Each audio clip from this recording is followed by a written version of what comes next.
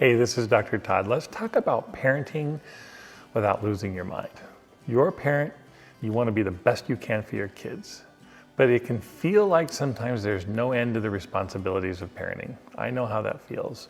In this video, I'm going to give you some advice from my new video course on parenting.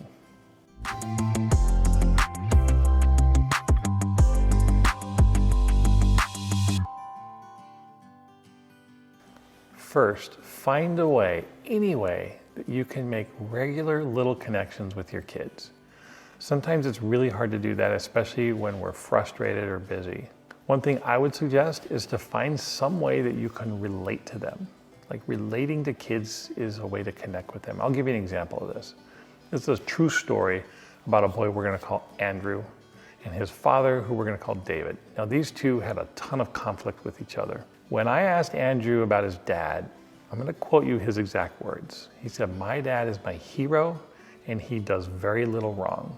He is very successful and he has worked his way to the top. He was proud of his dad, he was intimidated of his dad." Then he later told me, "My dad and I do not see eye to eye very well. I wish we were closer. I wish we could talk more." He said, "My dad is not as personable and I wish I felt like I could talk to him about stuff." Then after we were talking more, Andrew said, this is a quote, "My real fear is that my dad's disappointed in me." I've heard that so many times in so many ways over the years. Now, this came out after a lot of talking with Andrew, but what it all boiled down to was the fact that Andrew felt like his father was disappointed in him. When I asked David about Andrew, here's one of the things he told me.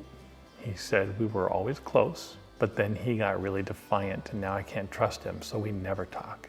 Let me give you a little bit of backstory to these two. Andrew, this kid is very smart, smarter than he realizes, but he actually has an underlying learning disorder and it makes school really difficult for him. And he's the only one in his family that has struggled in school, and he's the youngest kid. He comes from this family of what I would say are extremely high achievers. I'm talking Ivy League schools, the best of the best. And he just feels like he can't keep up with everyone. Everybody else in his family is smarter and better than him. He literally feels like he is the failure in the family. And I think this is partly what causes him to feel real poorly about himself. It's why he started to lie about his schoolwork and why he started to act out and do some behaviors that nobody really likes. Andrew just cannot relate to his dad, and he feels that he falls short of his dad, and he actually feels like he can't relate to anybody in the family. Once we discovered this, we talked about helping David find ways that he could relate to his son, maybe struggles that he had in his own life. And I encouraged David to share these things with his son. Like I said, he only saw his dad as the perfect father. He was, in my opinion, he was dying to find a connection with his dad. Now, before I tell you more about this story, I just want to thank you for watching this video. And I wonder if any of you are struggling in finding ways to relate to your kids or to deal with them in ways that are effective. You know, none of us are handed an instruction manual when our kids are born, telling us what to do and what not to do. We have to learn by trial and error. This channel I've created is all about using my system of correcting and connecting so that you can build strong, trusting, influential relationships with your children. If that's the thing that you're interested in, then like this video, subscribe to my channel, and share this with friends that you think it would benefit. So now let's get back to this story. David then did this. He shared with his son some very personal struggles that he had had as a kid, and that little thing he did made him human to his son. It made a huge difference. So I'll just say to you, if you find that you're in a similar situation, try to do these things. First, take the focus off of outcome. You know, this dad's focus was on his son's grades, and that's the only thing they could talk about for a while. So don't get stuck in what your kid is achieving, what his grades are. Second, find any way that you can to relate. The point is that we all struggle with something. Everybody has weaknesses. And just remember, if you can't express relatability, your kid will continue to feel isolated and alone. And we don't want that. In my own life, one of my daughters and I are very similar. In some ways, we're very different. She's kind of quiet. She's not overly emotionally expressive. She's not a big hugger. She's kind of more logical and rational like her mom is. She's definitely smarter than I am, just like her mom is. I'm more of the emotional expressive type. I am a hugger. But despite these differences, this girl and I are still really close. Why are we close? I just think some of it really comes down to the simple fact that we have spent a lot of time together. Spending time together is more important than being similar to each other. So just remember, connecting doesn't necessarily come by similarities. It comes from time, it comes from showing up, and it just comes from being present in your kids' lives. Another thing to keep in mind without losing your mind is that our kids are amazingly resilient. They can take a lot of our mistakes and keep going. You can screw up a lot and still be okay. One thing that I think really makes a difference, though, is you being willing as a parent to admit your screw-ups. I found some interesting research that shows that humility is a key ingredient in intimacy. I thought that was so fascinating. Who would ever think that humility would be the answer to intimacy? But if you screw up, it's okay. You can just repair it with a sincere apology. I have been apologizing to my kids their entire lives. Just the other day, I flipped out on my son. His mom told me some things that he did. Apparently, I misunderstood her. I thought he was doing some things that I had asked him a million times not to do, and I was wrong. I misunderstood what she had said. And when I realized that I misunderstood her, I felt bad, because I was pretty angry at him. And I called him up. We weren't together. I got on FaceTime. I wanted him to see my face as I apologized to him. And I just said, hey man, I screwed up and I'm really sorry. I totally misunderstood what mom told me. I shouldn't have gotten that angry at you and I'm just really sorry.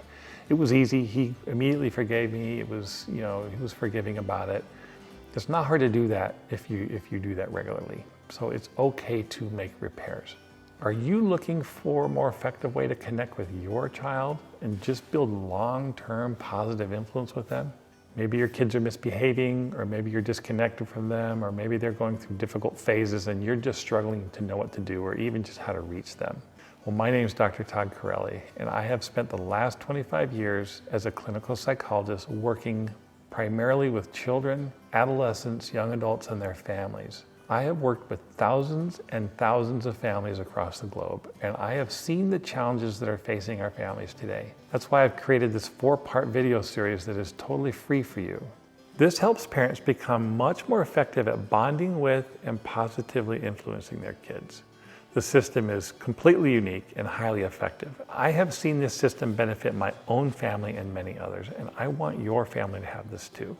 So just go to the link in the video description below, or you can go to correctandconnect.com, enter your details, click the button, and I'll give you immediate access.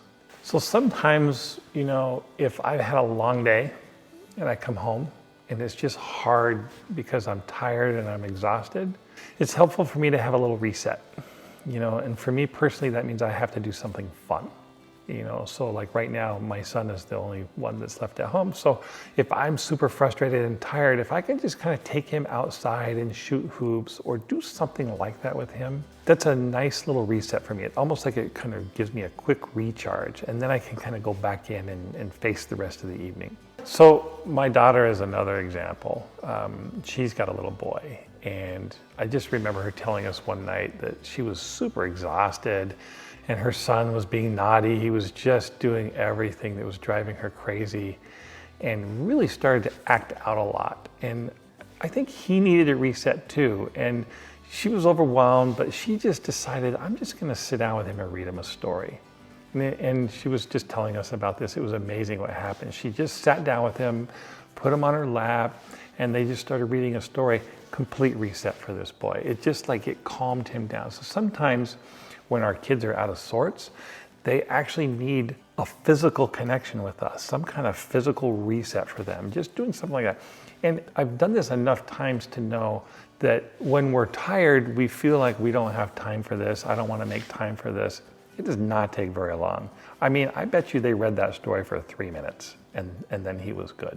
In my experience, when I do little things like this with my kids, listen to them or just sort of sit with them or do something, it's just really a matter of a few minutes sometimes, 5 minutes, and then we're kind of all good.